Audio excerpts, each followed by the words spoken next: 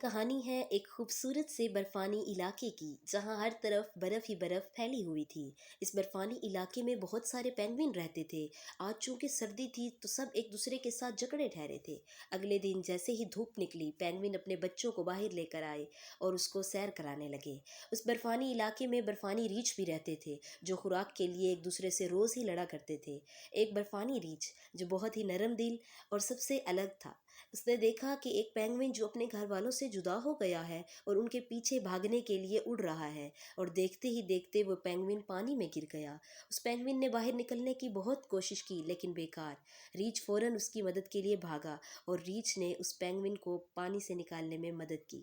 रीछ यहाँ तक कि खुद भी गीला हो गया, उसके मुंह में खुद भी पानी था। बस उसने रीछ ने पेंगुइन को हाथ लगाया और उससे पूछा, क्या तुम्हें चोट तो नहीं लगी? पेंगुइन ने कहा, नहीं, मैं ठीक हूँ, मेरे घर वाले मुझे यहाँ अकेला छोड़कर चले गए। रीछ को शर्मिंदगी हुई। रीछ ने कहा, डरने की ज़रूरत नहीं, मैं तुम्हारी हिफाजत करूँगा, मुझसे ना डरो। अगले दिन जैसे ही रीछ धाड़ने लगा तो उसने देखा कि पेंगुइन के घर वाले फिर से आ गए। रीछ बहुत खुश हुआ और वो तेज़ी से भागा और पेंगुइन को अपने साथ लेकर आया।